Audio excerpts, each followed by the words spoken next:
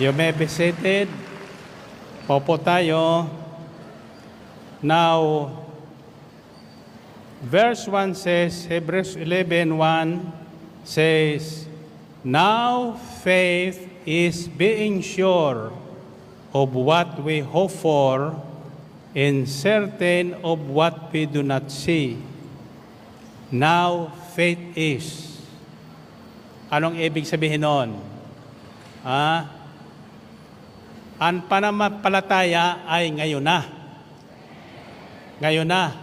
Naniniwala tayo sa mga bagay na hindi nakikita. Ang Diyos ba nakita nyo na? Pero naniniwala tayo nandiyan siya. Naniniwala ba kayo na ngayon na ang inyong kahilingan? Iyan ang pananampalataya. Now, dalawang salita lang ididiin ko sa inyo ngayon. The first word starts with letter B. Tinatandaan nyo ba yan? The second word starts with letter F. Anong ibig sa inyo? Boyfriend.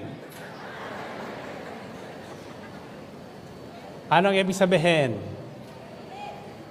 The first word is by.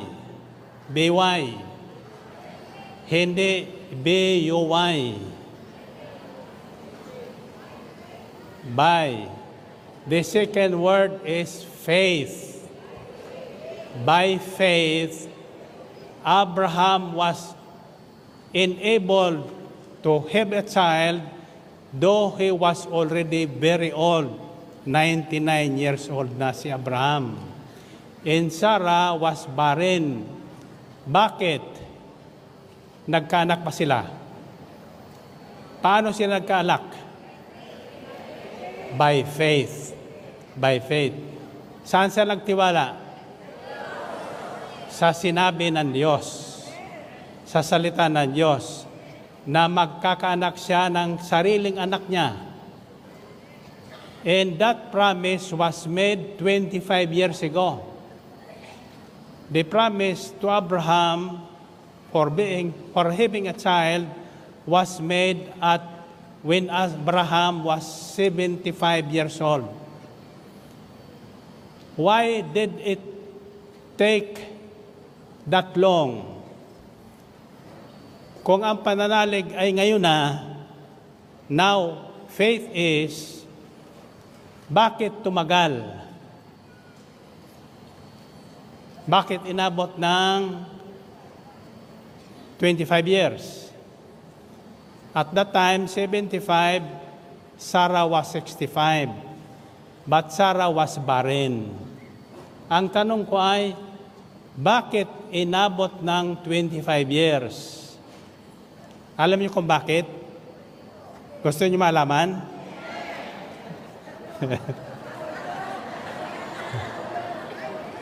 Kasi si Sarah ayaw maniwala.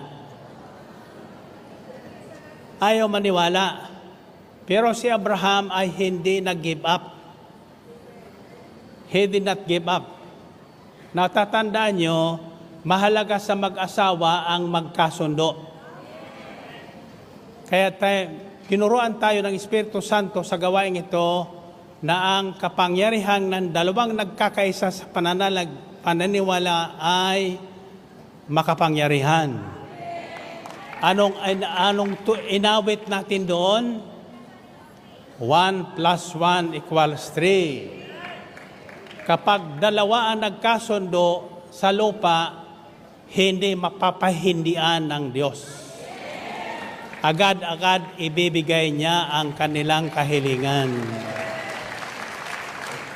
Amen ba?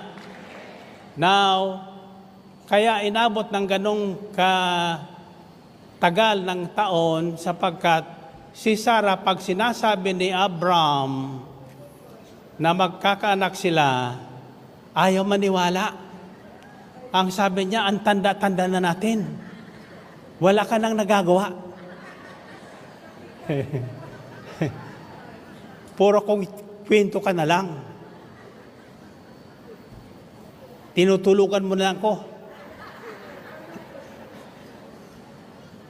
Pero isang araw, nanalangin si Abraham when he was already 99 years old.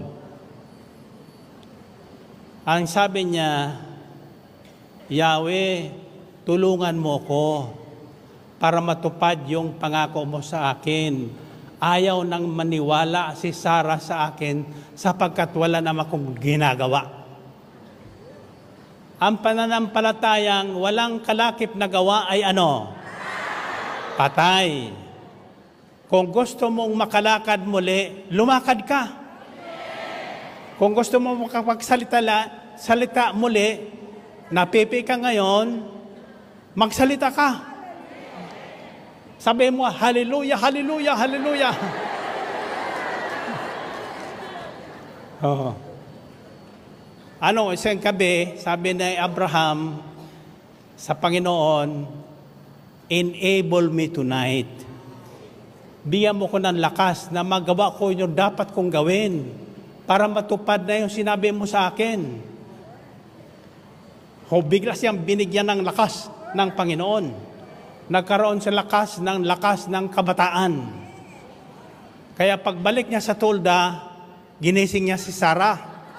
Sabi niya, Sarah, gising. Sabi niya, nandiyan ka na naman, sabi niya. Natutulog ako, wala ka namang ginagawa. May mangyari ngayon. At nung gabing yon, may nangyari nga. Kinabukasan, naglihi si Sarah. Amen ba?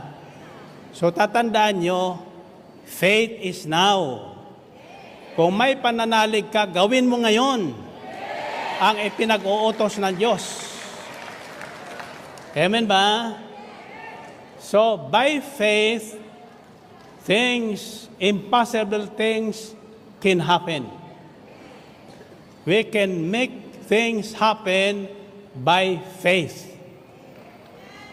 Now, naririnig niyo ang announcement dyan sa advertisement sa College of Divine Wisdom.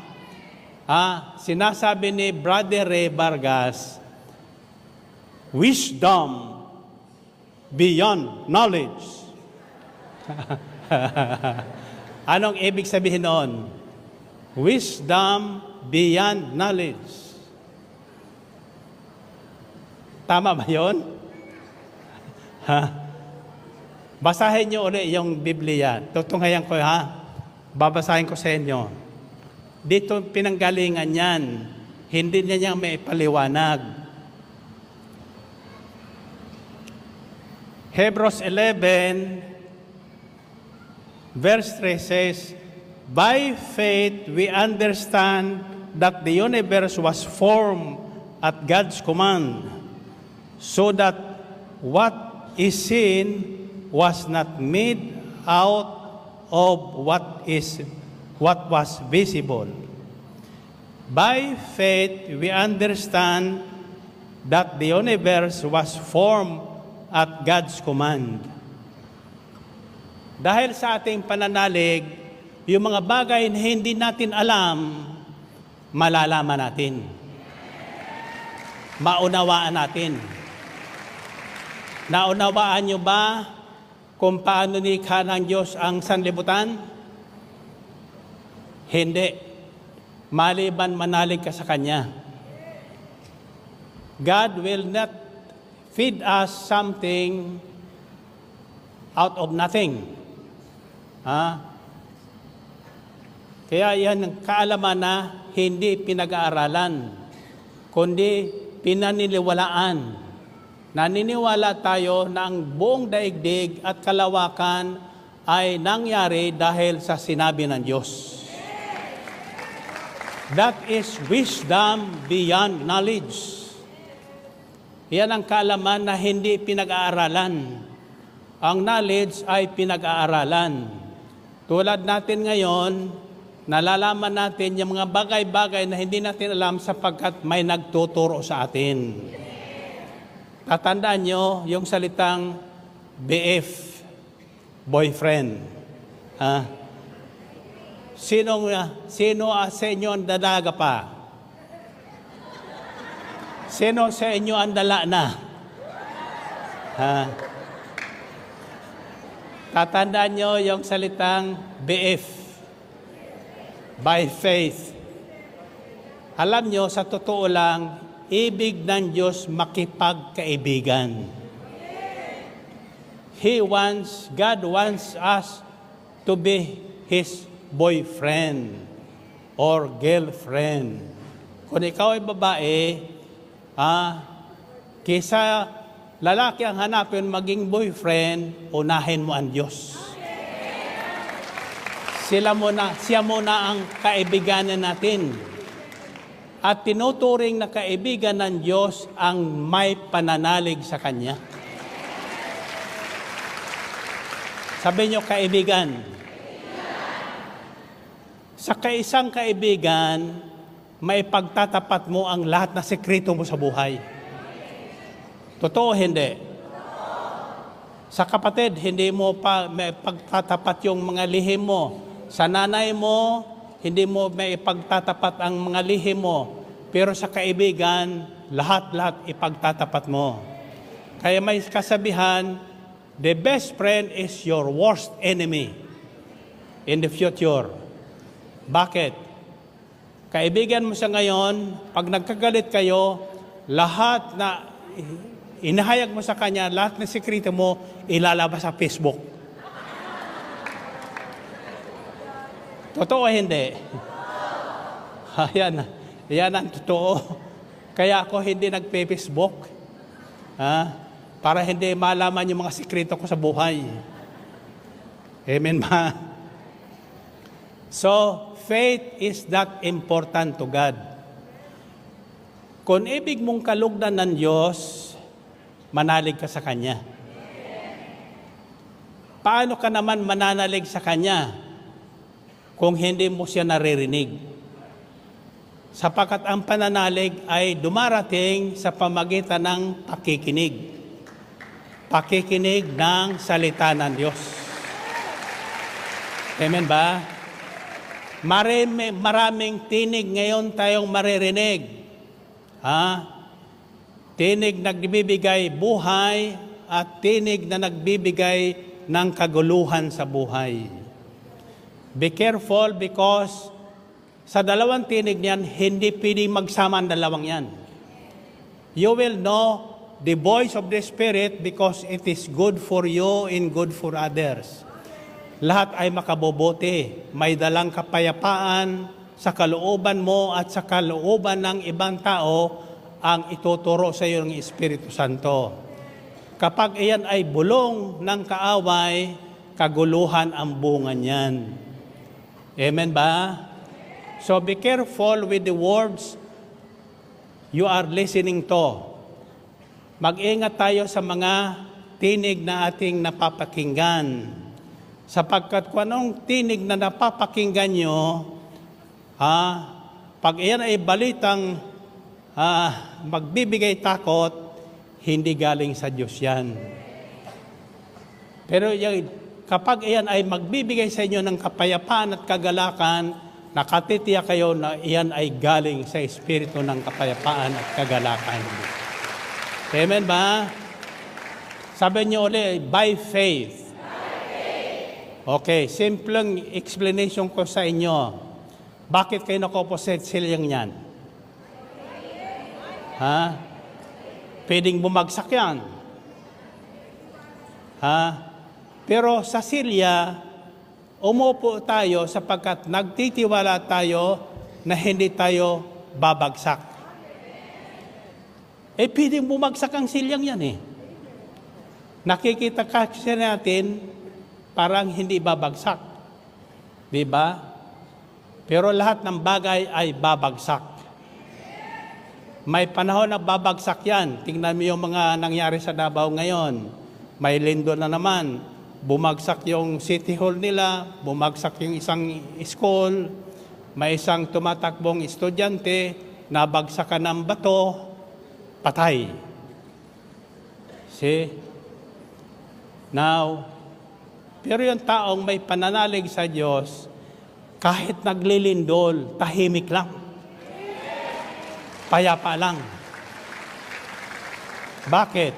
Sapagkat muog at tarahanan natin ang ating Yahweh El Shaddai. Sabi sa kasulatan, He is our shield.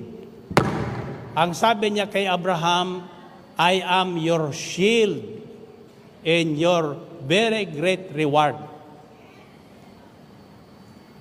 Ang gantimpalang pwede nating hangarin, higit sa lahat ng gantimpala o regalo, ay ang presensya ng Diyos sa ating buhay. Amen ba? So if there is any gift you are expecting this Christmas, sasuggest ko sa inyo, unahin nyo, mapa sa inyo ang Diyos. Amen ba? Ang sabi ng isang na mapanood ko sa television, hindi masaya ang Pasko ngayon sapagkat walang hamon. Bakit? Malungkot siya sapagkat walang bumili ng hamon niya dahil sa mga namamatay na baboy. Anong sakit ng baboy? African swine flu daw. Kaya kawawa naman yung mga baboy. Na balitaan ko rin yung longganisa, yung mga hotdog, may hawa na rin daw ng African swine flu. Mahilig pa naman ko sa sandwich na hotdog. So hindi na ako kumakain ngayon ng hotdog. Ang tanong ko ay, bakit tinatawag na hotdog yan? Ay baboy naman. Bakit? Ayaw ko kung bakit. Hindi ko na pinag-aralan yan eh. Ang sabi ng aking cook, Sir, hindi po niya hotdog. Huwag ka matakot. Ano ka ko yan? Chicken dog. Chicken dog pa rin. Dog pa rin. Diba?